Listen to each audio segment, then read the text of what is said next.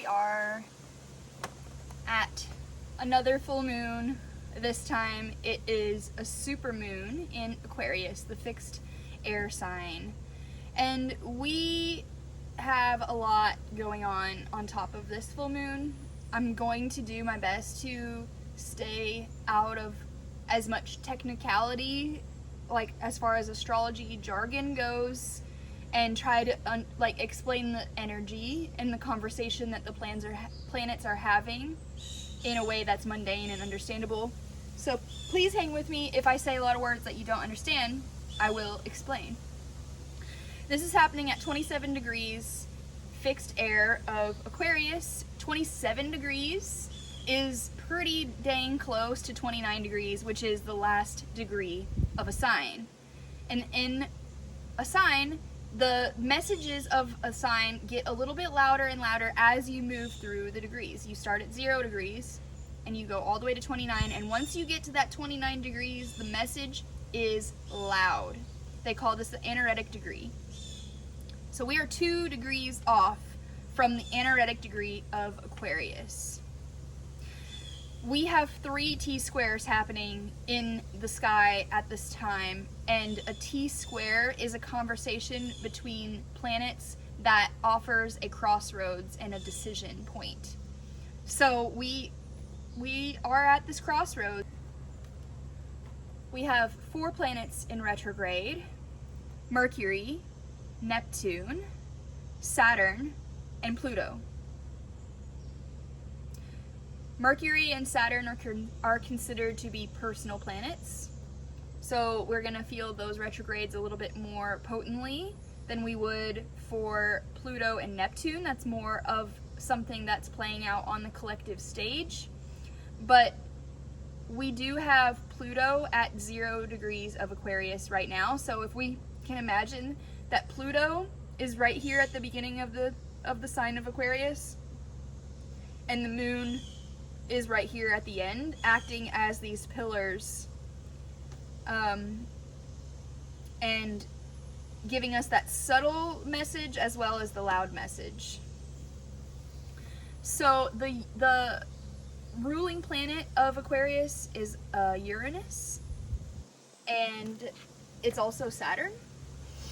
So we have everything, the sun and the moon, squaring Uranus in Taurus right now. That's our first T-square. And Saturn is also in an opposition. It's exactly as far as it can be from Venus in Virgo. So they're in an oppositional conversation. These planets are at ends. They're as far away as they can be. So Venus is separating herself from Saturn. Venus is the planet of relationships, of transactional value, of anything transactional, anything relationships. And that can include money as well, because when we exchange money, that's an exchange, an energy exchange. And Saturn is the lord of karma, time, and structures. Venus might be feeling that pressure from Saturn, feeling that he's giving her this lesson that she doesn't want. She's not trying to get in an uncomfortable position ever. Venus is literally the pleasure planet. It wants to stay in its feel goods, you know? And Saturn is literally like the opposite, one of the coldest planets. And it is that also wise teacher and professor that is teaching us with this tough love. That's what I would describe Saturn and Venus opposite, is tough love. It's not trying to just make us uncomfortable for the sake of being uncomfortable. It's trying to teach us a lesson. It's trying to expose the shadows. That full moon, what is that? It's a glowing full moon that's lighting up the darkness at night. So bright at night that sometimes you can't even sleep how bright the moon is. And so when we have a full moon, that means the sun is exactly opposite the moon. That's why it's illuminated, because the sun's light has nothing blocking it. It's got full blast on the full moon. So what that means is our sun is our representation of our ego consciousness, our waking consciousness, and the moon is our subconscious, or our shadow, or our emotional hidden realms. And also we have the sun being associated with masculine solar energy and penetrative energy and direct energy, action, and the moon associated with intuition, passivity, lunar energy, feminine energy, yin energy, yang and yin, right? Let's call it that instead of masculine and feminine. Because that's the nature of the world. We all have yin and yang in us, and we're trying to constantly balance that. Or at least we should be. Don't should yourself. That's going to be a big lesson right now, actually, with Venus and Virgo, is there's going to be all these feelings that, this is a message from me to me, obviously, since I'm calling myself out. That Virgo moon, or I'm sorry, that Virgo Venus is so overly critical of herself that she doesn't even know how to have pleasure anymore. And she's not happy in the sign of Virgo, in fact, because she's pent up with anxiety, she's too caught up in the details, she's overanalyzing, overly perfectionistic, and we can just feel so inadequate with that Venus in Virgo. So, we're getting off track though. The full moon, this square with Uranus and Saturn, is not the only square. Like I said, we also have Jupiter and Mars hanging out right next to each other, which is called a conjunction. They are literally right next to each other in the sky, and that's also squaring Saturn.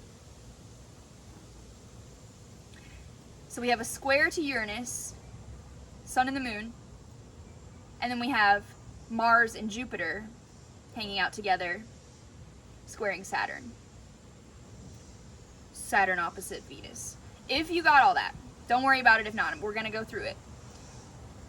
Uranus is the planet who rules this full moon, and it's in a harsh aspect, giving us an opportunity to make a decision, come to a crossroads, and look at where we truly need to just like shake it off, because Uranus is about shocks, about earthquakes, about thunderbolts, about electricity, electric shocks.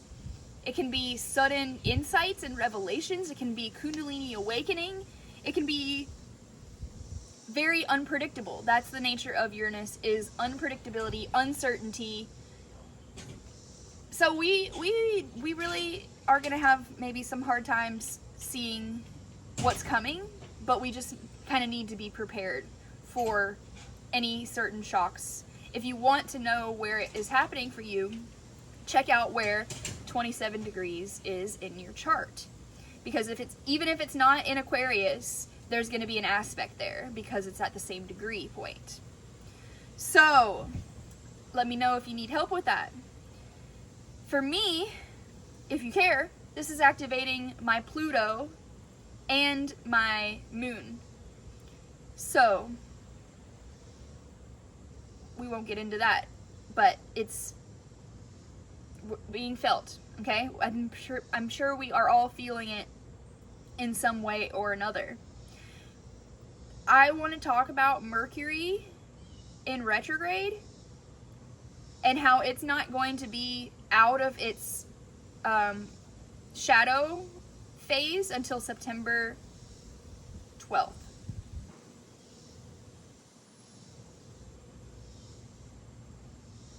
And we also have Uranus, the planet of this full moon, going retrograde September 1st. That means Uranus is getting ready to slam on the brakes and turn around. Not actually turn around. In the eyes of, from where Earth is, it seems like the planet is moving backwards. It's never actually moving backwards. But to us, it's felt, and the direction it's still relevant, even though it's an illusion. Most of what we experience here on Earth is. Hate to break it to you. Speaking of illusions, we still have Neptune in Pisces at 29 degrees. That is causing us to still be looking at things with rose-colored glasses, still be overly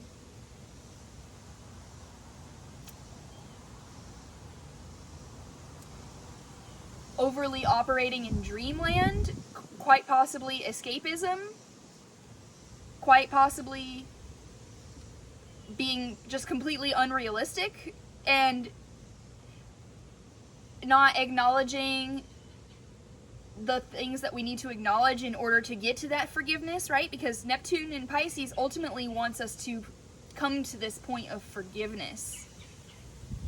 We're forgiving ourselves, and we're forgiving these structures that have let us down, that have created this feeling in us that we aren't even safe here in our own home. Aquarius rules community.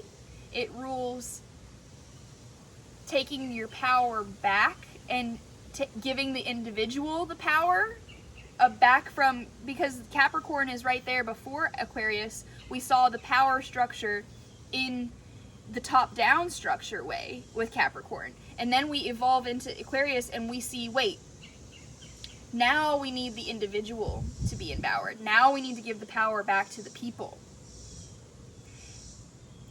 I could go way deep into the Pluto shift that we're going to see. Pluto, like I said, is sitting right at 0 degrees of Aquarius right now. It is going to move back. It's moving slow back into Capricorn just for a little bit, but long enough for us to have our presidential election here in the States. So we're just going to see what happens, because on November 17th, I believe is the date. Let me check that. 18th of November is officially when Pluto will be in Aquarius for the next 40 years. Amazing.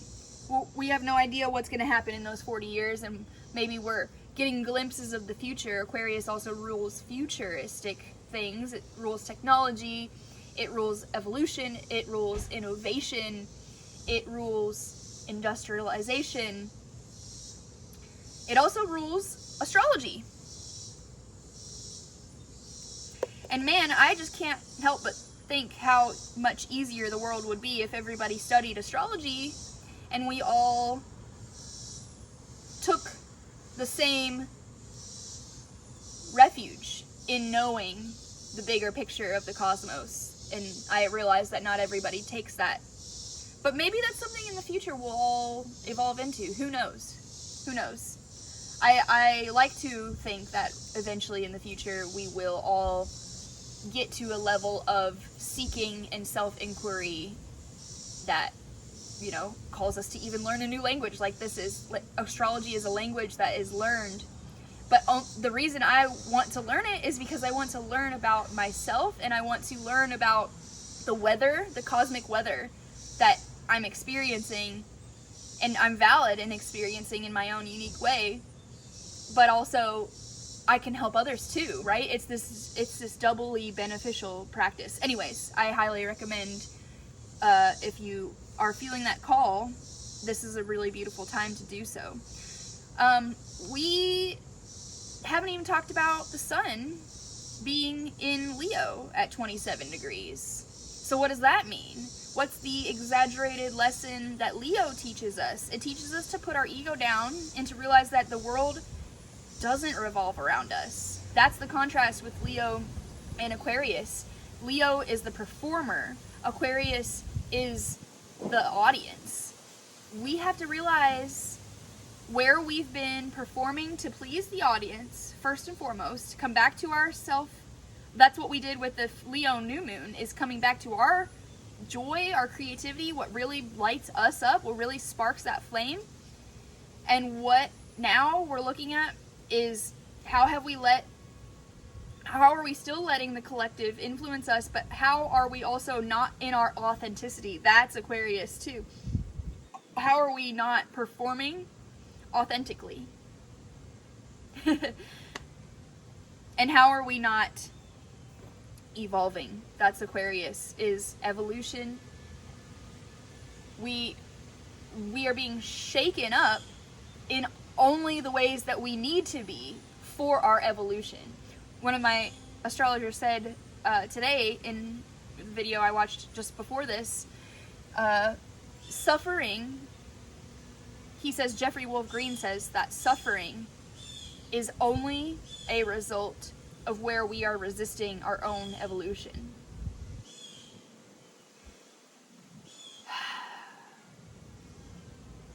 And suffering is a part of the human experience. So reminding ourselves that we are human, we are allowed to mess up. We don't have to be in this perfectionist Venus and Virgo. Like, we can let ourselves mess up. We can let ourselves be seen, right? Leo is that courage to be seen in our shame and in our imperfections and in our anxieties and all these things that Venus and Virgo are bringing up. We're doing a lot of shadow work for this full moon. We're being seen things that we don't want to see, but we know it's in our best good. If we can set our ego down, we can really look and see that this is for the best.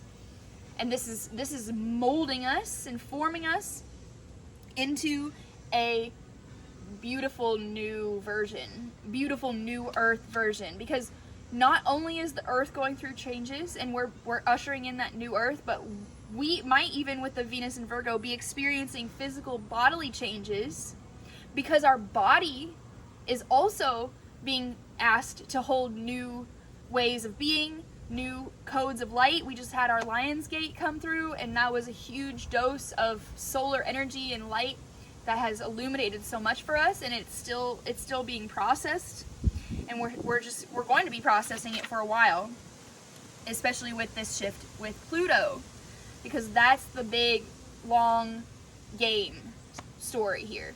We have to look at the things that move fast, and we have to look at the things that move slow and see that they are so intimately connected. Because Venus and Virgo is ruled by Mercury. Mercury is fast, super fast. So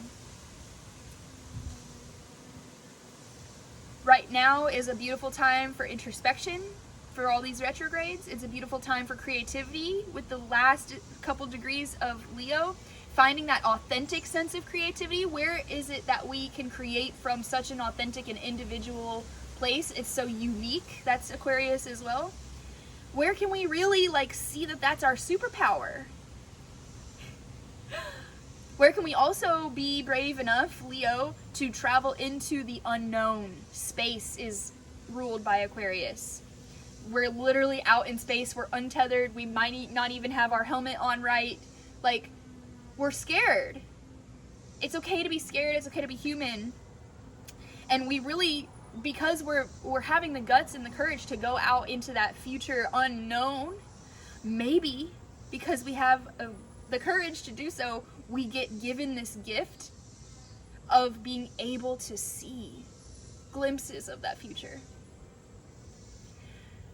Aquarius rules community, and I feel that the message for New Earth in general is coming back together in community.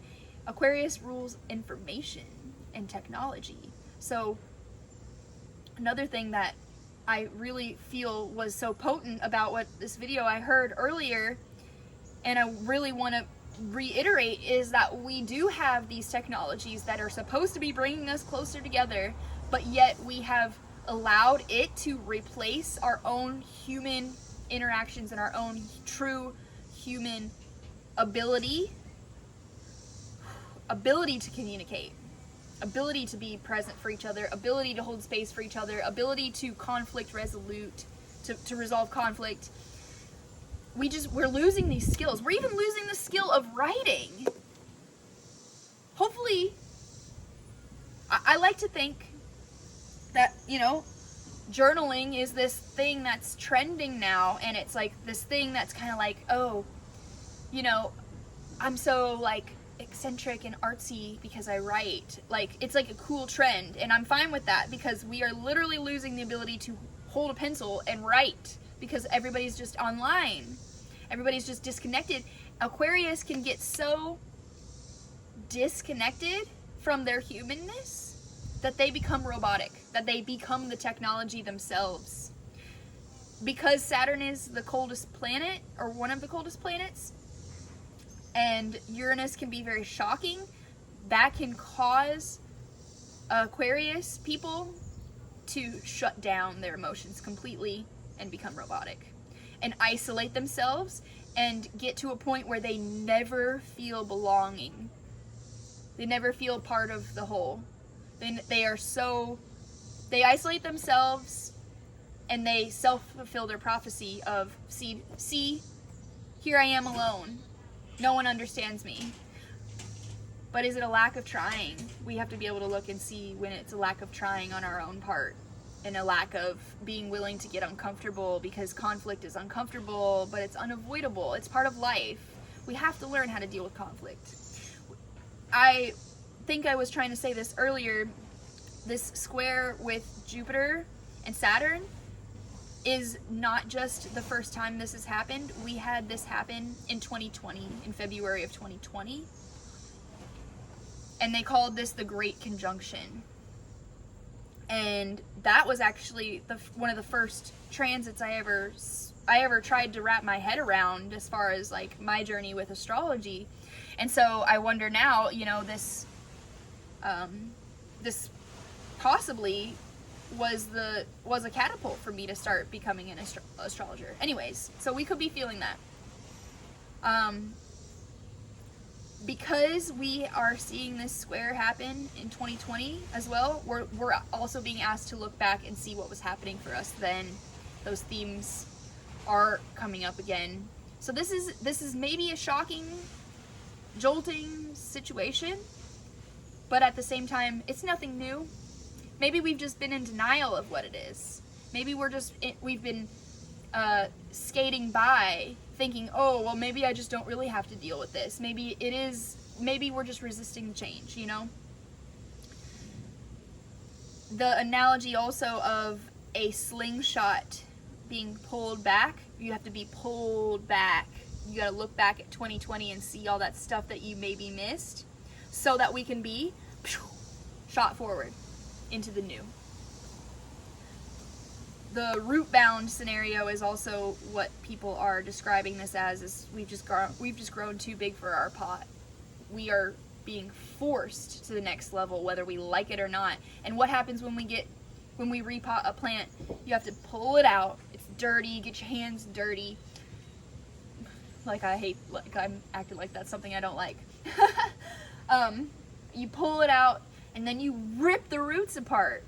And then you repot it, and you have to put new soil, new water, maybe some new rocks at the bottom. It's this whole process of painful relocation, painful growing pains. That's going to be the theme for this full moon, is growing pains. So painful. So painful, but so worth it. Because what are we going to do? Stay that way forever?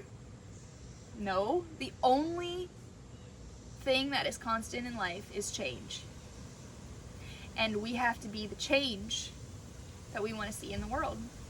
We're going to just throw all the cliches out there.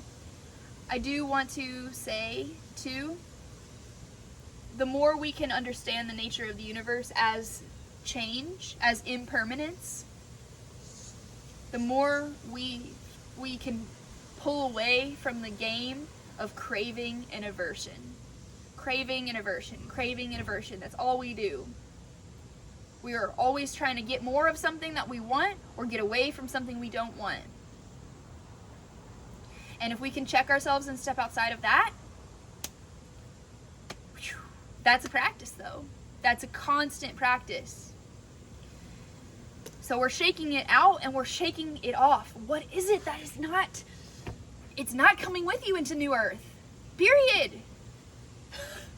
I've been saying that so much. I don't know if it's just this full moon. But the period phrase, it's not to be overused, it's not to be underused right now. We are just like, that's it. That's the fixed quality. Yes, we have made a decision. And maybe what we're being exposed to and seeing so clearly around us and in us has made us pretty intolerant of what we've been putting up with thus far. And so, period, we're done. Bye. I now understand fully that this is not a frequency match. And just because things are uncomfortable doesn't mean that's always an ending. It means that that's your new edge. That's your growing horizon. Because no growth ever occurs in our comfort zone, right? I really have a problem with the new age philosophy of like following your joy, and I see the value in that. I definitely do. I'm not saying that's not without its value. I'm saying we can't let that be our philosophy only. We cannot avoid uncomfortable, we cannot avoid conflict. You know? I feel like that goes without saying, but just thought I would go ahead and reiterate that. Let's see what else we have.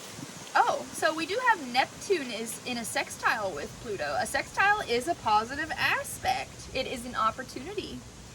And it is Neptune in Pisces with Pluto in Aquarius. So, yeah, bringing that forgiveness. We have an opportunity to forgive what has been shut down and become robotic and cold and harsh. And, you know, Aquarius is the dead of winter. It rules the dead of winter. No barren, no food, no warmth, no comfort to be seen. Depending on how you look at it, right? Just got an acorn dropped on my head. Maybe that was a message from nature to me to take a different perspective. I think I've been doing that here with what I've been moving through, so I'll spare you on that. We have an opportunity to bring forgiveness in and to heal what has been shut down.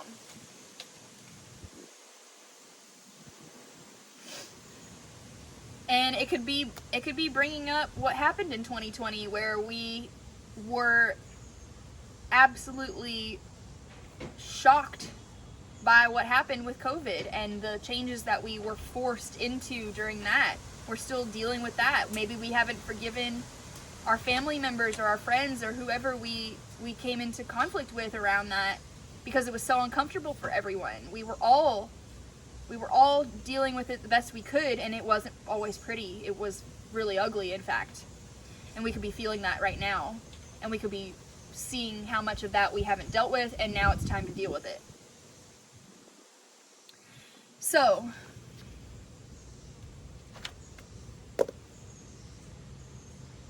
we just need to hold that vision, that future vision of New Earth.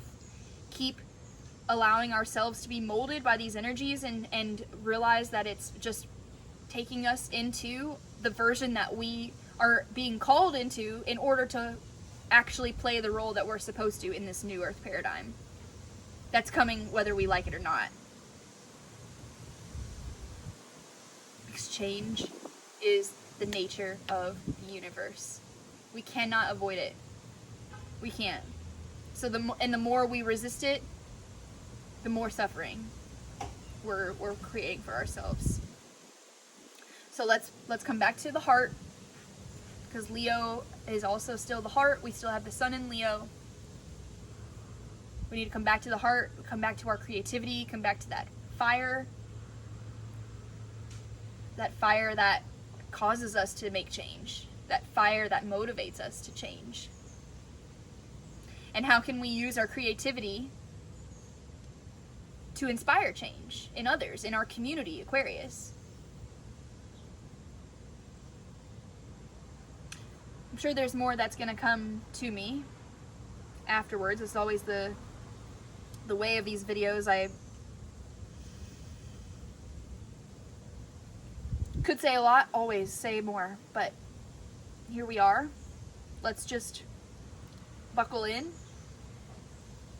Buckle in for this roller coaster that's a little scary, that we might not know the next turn. We might not know if there's a loop-de-loop coming, and we might have to, you know, it might upset our stomachs and make us feel like we're gonna vomit, or we could just throw our arms up and woohoo and like enjoy the ride too, or try to best we can, you know.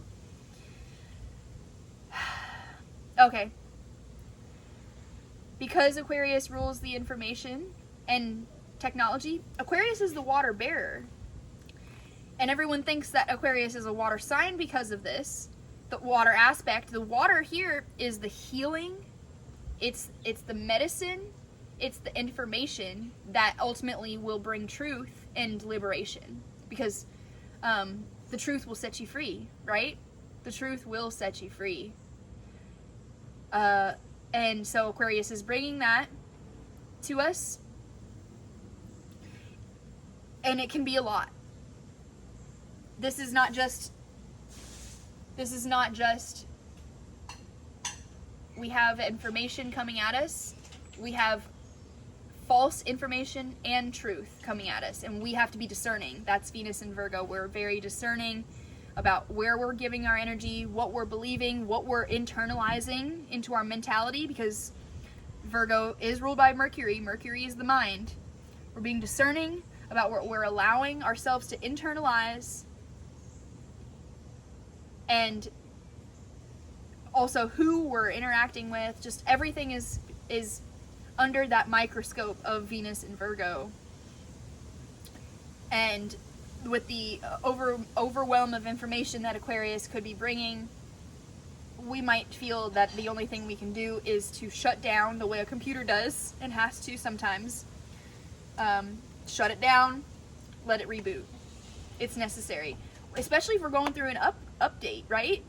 We're going through a huge upgrade and update in our inner software and technology. Not trying to transhumanize anybody here. Let's get that straight.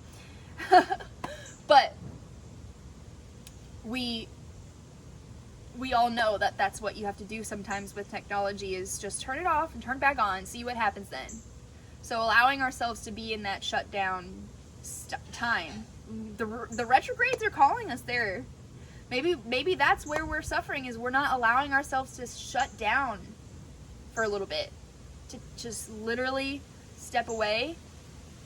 Not to the point where we get to that robotic though, you know, to that isolated and like self-imposed prison. Because that's what happened in 2020. We felt like our homes became prisons for us. And we could be feeling that really strongly, and feeling how we gotta change that.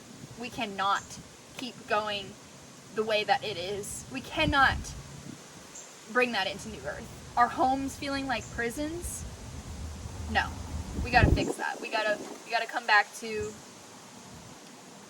we gotta figure out how to create that sense of true safety and home within us. So that's what I have for us.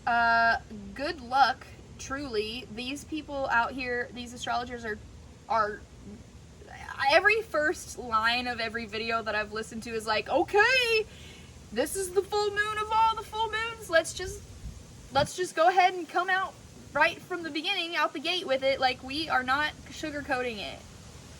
It's real AF right now. So have compassion for yourself, have compassion for others. That's ultimately the highest octave of everything. But authenticity is going to be, I think I mentioned that in the last video, is that authenticity has now proven to be a higher vibrational emotion than love. Authenticity is higher. And sometimes that's ugly. And sometimes it's not sweet.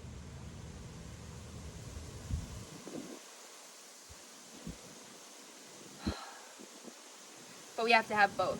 We have to have authenticity and we have to have love. We want both. So, finding the balance. Finding the balance between the dualities. That's the game of astrology, is looking at the duality, looking at the polar opposites, and seeing where we can balance those two concepts.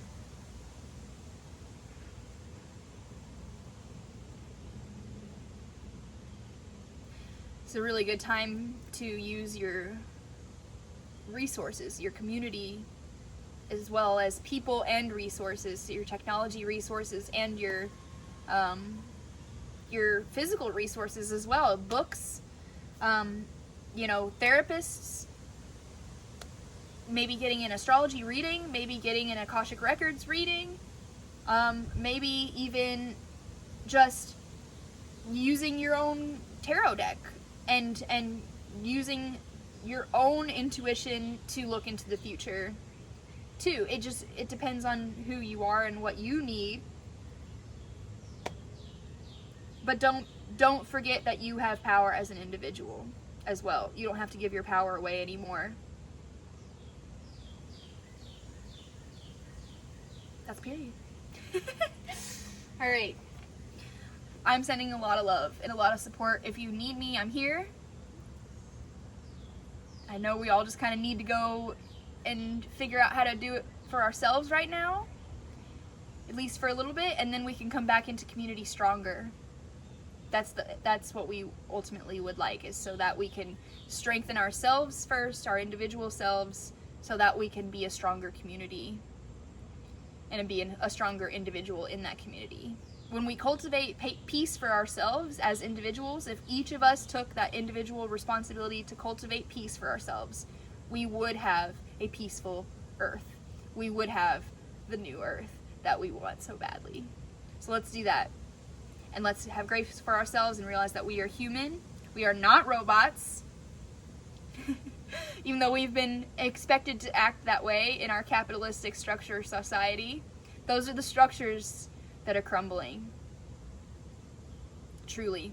Truly, truly. And we have to let the change happen. We cannot resist the change anymore. It's getting us nowhere. It's getting us nowhere but in a big old pile of suffering.